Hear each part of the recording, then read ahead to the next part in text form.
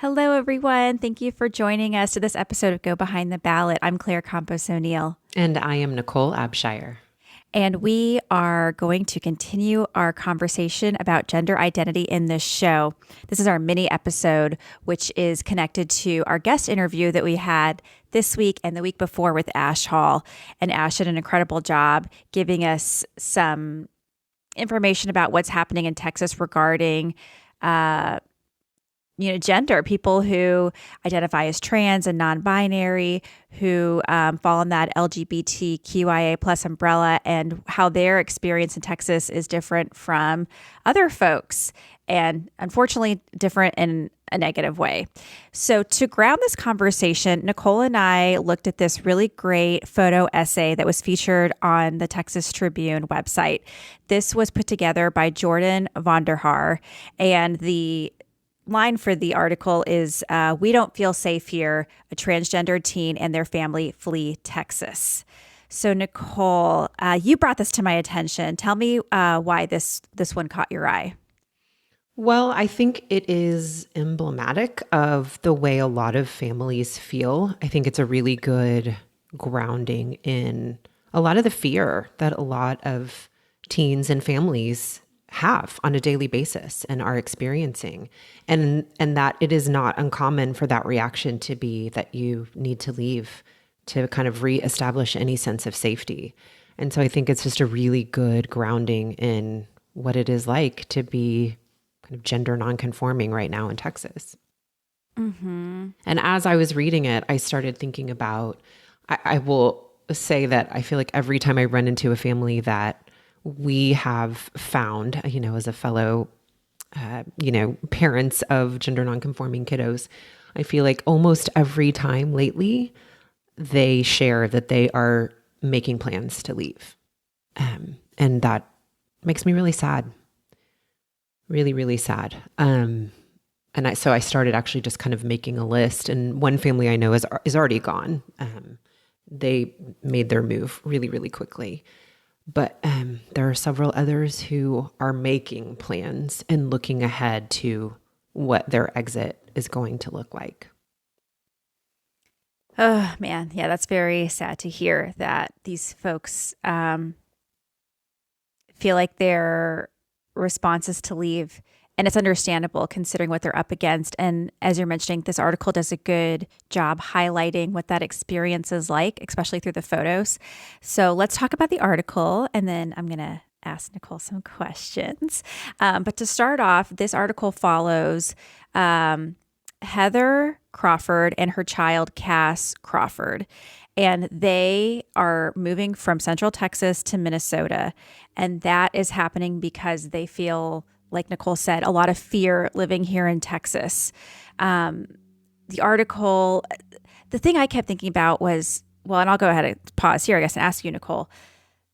This family feels so much fear that they have to leave. Can you tell us what that fear is about, that you have, that you no longer want to stay in your home and find a new home somewhere else? Yes. So what that looks like is that you, as a parent, can sense that your child is in pain. I experienced this with my child, right? There's language that they are giving you. Sometimes there's no language. You can just see changes in their behavior, and you know that something's wrong, right? They're going through something that's very profound and very painful, frankly. And I know that for my kiddo, the best way to describe that is they've had this realization, and maybe it's been a little bit of a lurking realization going up until, some sort of almost breaking point, that there's something fundamentally different about them than most people. And so they're contending with, how do I move through the world knowing that I'm different from everybody else?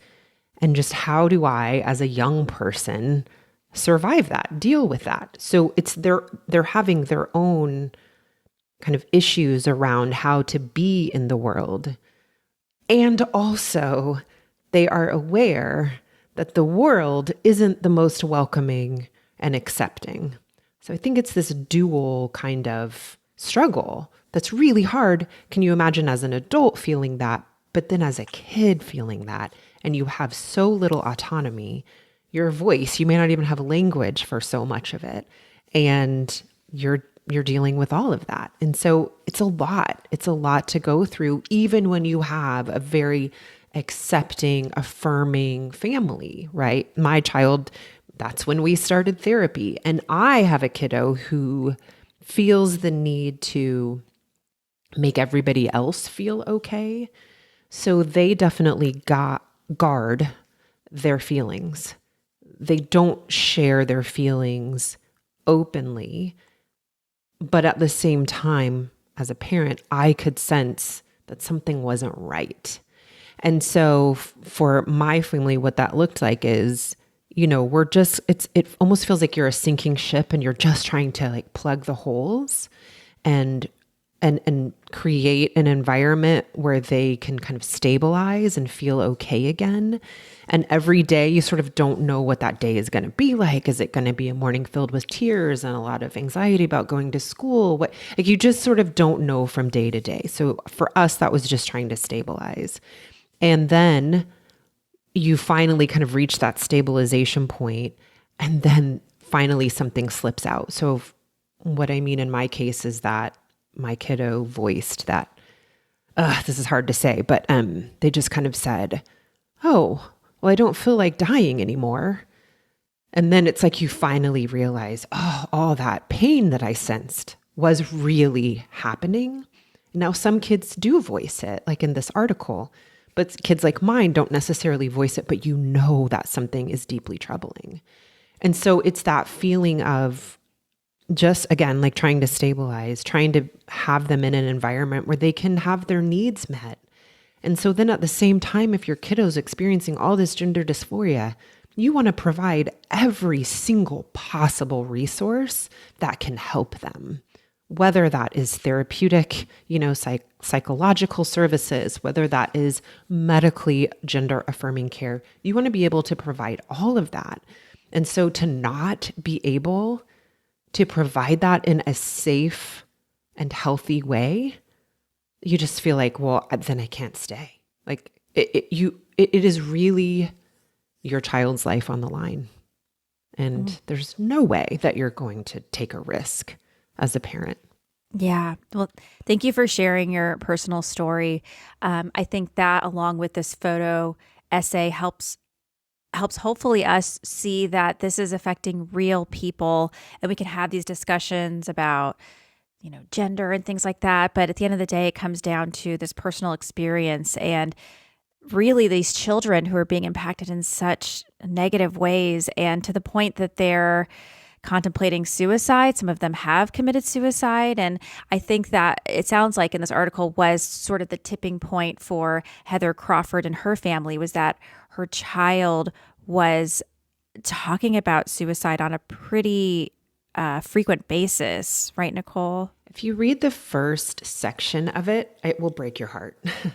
It will break your heart. They include a little excerpt of what was in Cass's suicide note. And it's tough. It's thank goodness they are alive, but it will break your heart. I just can't imagine. So Cass is 16 years old. And most of us can remember that time of our life, how there's already so much change happening within you internally, and that discomfort and struggle. And then to have this additional layer of, I am recognizing that I am outside the quote norm. So having to deal with that. And then this additional layer of the community I live in isn't supporting me. My family might support me. Hopefully your family supports me. Maybe your family doesn't. That's another thing you have to deal with. But it's so much pressure for someone so young to have to work out. There's layer upon layer upon layer of really challenging and difficult circumstances that, yes, it's incredibly difficult and hard. Yeah. So in the article, it chronicles how Heather, the mother, went before the Texas Department of Family and Protective Services and shared their family's experience, how Cass has been like you said, writing notes, suicidal notes. How as a mother, she is just trying to provide that care that you're talking about, and how because of the mandate that Governor Abbott put out, that's no longer really allowed, or if it's allowed, you risk being investigated, and the challenge that they're coming up against to the point where they are saying, we can no longer live in Texas. So we hear a lot in this article about the mother going before this committee to share what's happening to their family. And something that I noticed was there's a photo of Heather before the committee, and the committee looks pretty stone-faced. And it says in the article that they like show no emotion to the letter. So that made me pause. Like hearing this, I mean, and hearing you, Nichole, like I feel like the chills, like the hair standing up. Like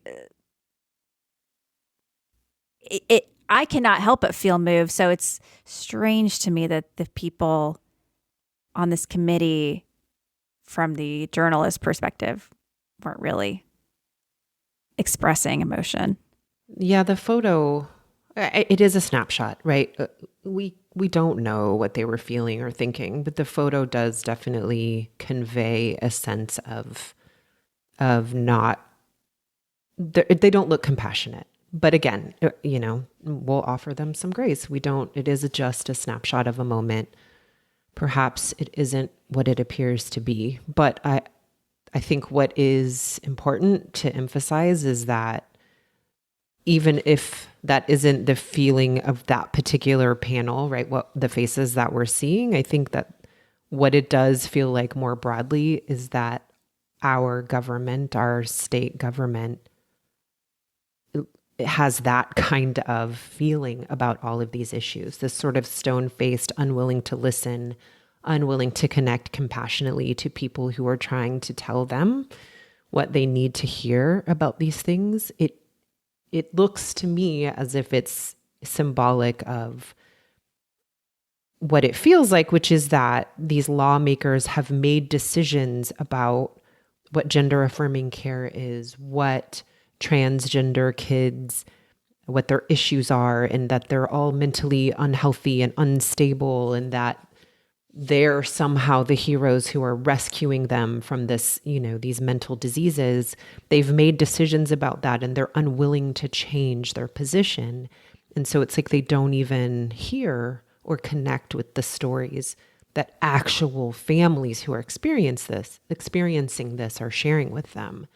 That's what's really, really difficult, is to feel as if you're sharing your most vulnerable, most deeply held sort of private thoughts and feelings to people who are unwilling to hear them.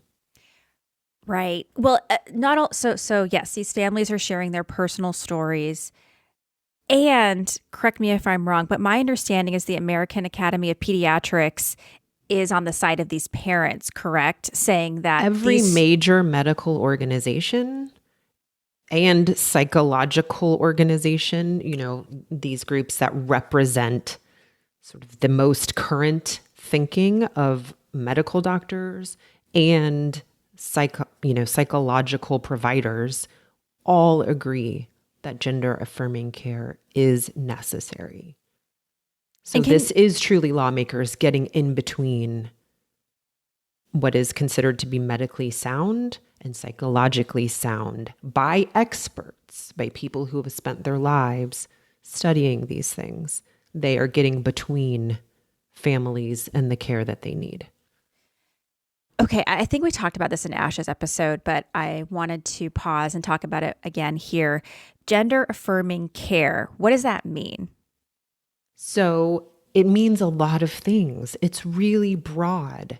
For my family, what gender-affirming care means is that we allowed our kiddo to transition in terms of the clothing that they wear, that we allow them to wear clothes that they feel like best represent their identity, how they see and feel about themselves. It means our family allowed our child to make a name change. It means a social transition. Like we affirm the gender that they identify themselves with in all places. And so in a really broad sense, that's what gender affirming care is. It is allowing your child to identify and express what they feel their gender is. There is some, can be, not is, but there can be some medical parts of that some people may or may not engage in. And I'll tell you, I'm on the fence, right? All of this, like going back to the fear that is fomented by all of this. I hesitate sometimes to be visible, right? And to share these things because it feels dangerous. But at the same time, in some ways I feel relatively safe. But here's what I will say is that we did have a doctor's appointment with a medical doctor. And what that appointment looked like was an hour-long talk about what is possible in terms of any sort of medical intervention. Surgery was never, ever, ever mentioned. And we talked for an hour. We made no decisions. We just talked about some of the possibilities like puberty blockers and what some of those effects might be, whether they were reversible or not. We just talked through all of the possibilities and made no decisions and decided that none of us were ready for that and that we'll come back another time. And I don't think that's unusual. I think a lot of medical appointments are long discussions and really thinking through things. And I also think that it is incredibly common. I can't guarantee this, but I think that it is incredibly common that the medical doctors make sure that you are also receiving psychological therapeutic care. These things they don't exist separately from each other. I'm not saying that the therapist and the doctor necessarily coordinate. They can, but they are asking you, the medical doctor, if you are receiving therapeutic care. So this is a very thought out, methodical, long process. There's nothing spontaneous about it. There's nothing that is, you don't jump to sort of the farthest, possible outcome at the beginning. There's lots of steps that happen. Yes, thank you for painting that picture, because I think sometimes when I read gender affirming care, my brain has been a little hijacked, and I think this is happening more and more often, to think the extreme, to not think about that slow process. And I want to correct that. And I think us talking about that might help other people correct that assumption. And that probably works in some people's favor, right? To have that, it means surgery. It's like, or not. The term gender mutilation, right, that's scary. That's scary to me. So yes, I think it does work to some people's advantage to use the most extreme language, but that isn't actually grounded in most people's reality, if anyone's. Mm-hmm. So, yeah.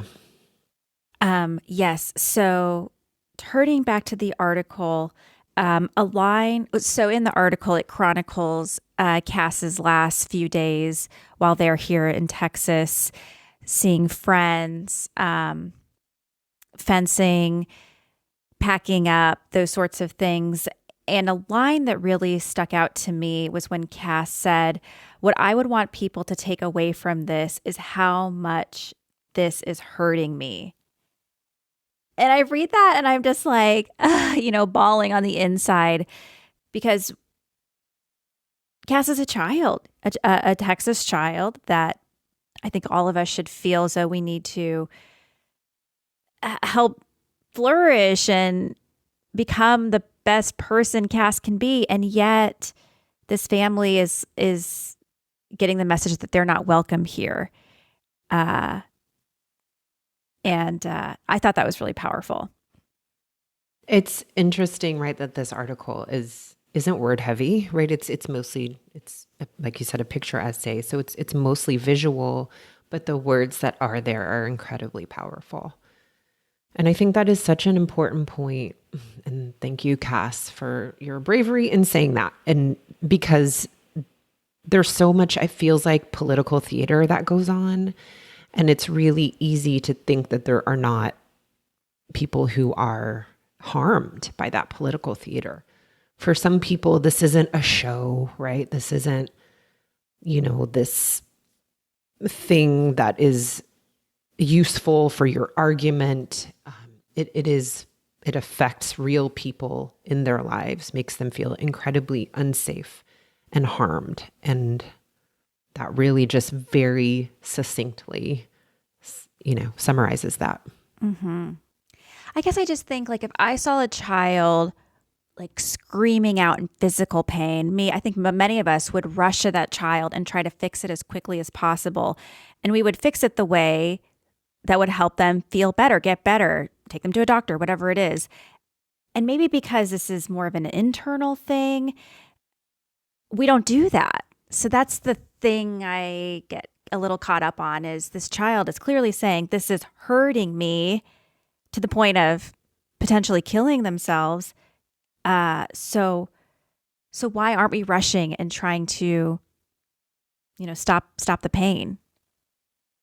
Well, and something that just occurred to me is that it might have sounded like I was contradicting myself, because I know that the argument sometimes from the right is that these children are mentally disturbed. And so that the solution is not to provide this sort of care that they need. I don't know what they think they need, but not to receive gender-affirming care. And then I talked a lot about therapy and psychological services. And so I know that might seem like I'm contradicting myself, but I think what I want to emphasize is that for the most part, right, these children know who they are. The struggle is that when they look outside of themselves, they can see that they don't fit into what society deems as normal. So it's not their own mental disease and mental struggle. It is the struggle of trying to be in the world that in so many ways does not recognize them, welcome them, embrace them, and trying to navigate that and figure out how to handle it without autonomy and voice, right? That's the struggle. They know who they are. They just don't know how to be who they are in this world. And simply making the world more hateful and disdainful of who they are isn't the solution. So, yes, no, thank you for putting a point on that. Another thing in the article that jumped out on me was Heather, the mother, said she felt as though her family are political refugees. And that was interesting to read. It feels very heightened, right? Like, whoa, political refugee. But then, of course, I was like, okay, well, let's break this down. A refugee is someone fleeing from persecution. They are being persecuted. And the persecution comes from this place of hostility and ill treatment. And when you look at what's happening at the legislature with these bills that are attacking trans children, with Governor Abbott's mandate to investigate families who are allowing their children to have gender-affirming care, I mean, yeah, I can see why you would use that label for yourself, political refugee. And that it feels like life or death, right? It really does. And there seems to not be any appetite for letting up. Like all of the signs show that this will continue. They're not done. So. Mm-hmm. I just hope the people who are in positions of power, and part of the show is helping us all recognize our own power. So there are things we can do to combat this. But those who, are making the bills, just have more curiosity about this and listen to the medical community and listen to families. Because when we are talking about life or death, specifically with children, err on the side of life, because I don't want to see us lose any of these children. At a minimum, we should err on the side of life and even more so create a more welcoming environment for them so that they can flourish and become the best them they're meant to be. Can't say it better. Exactly that. Well, this is a really fantastic photo essay. We're going to obviously provide the link so y'all can go check it out yourselves. But I'm really glad that we're taking the time to understand this more. I feel like I had a very light understanding of what gender identity meant at the beginning, and I feel like I'm coming into this with more knowledge and awareness, and I really appreciate that. And especially you sharing, Nichole, what your family's experience has been like, and Ash as well, for letting us know what it's like going before legislators and trying to make their case, which is just crazy. But this is where we are, and we have to do what we can to try to change things. Yes. So if people are wondering what they can do, I think it is to really try to be an ally, right? If you hear in your circles people saying things that you have learned not to be true, ask them some questions about maybe where they're getting those ideas, and maybe be willing to point them in new directions. And I also, a quick word about some of the ways that you can do that. Following people on social media, I have discovered that it's a great way to kind of step into this a little lightly, because it's a parasocial relationship. You're not in direct contact with somebody. And so it allows you to feel some discomfort from a distance and have your own private reactions and kind of question yourself. Ooh, why is that hitting a little funny? So that you can kind of work through these things for yourself. And so I had 3 people that I was thinking that I know make good follows if you're interested in kind of exploring that a little bit. And it's Alok, Alok Vaid Menon. I don't know if I'm saying that correctly, but this will be in the episode description. There's also a transgender man named Pink Manta Ray. That's their social media handle, who has so many great educational posts, like really, really good ones with great slides. And then just kind of for fashion and art, Harris Reed is this fashion designer who's very gender fluid. And so they're all great folks to follow and kind of lurk and linger and just peek. And Alok will post incredible poetic speeches that they give that will just, I think, really stir your heart and make you think. So I love that. That's a great idea. The thing that came to mind for me when you were sharing those recommendations was this thing I heard recently. I forget what the context was, but someone was saying that it's hard to hate up close. And maybe that first step is following some folks who aren't in your typical social circle and experiencing their life and getting to know them a little bit better. And then maybe you make a friend with someone who's transgender or non-binary or gay, and you're just like, okay, this isn't so scary after all.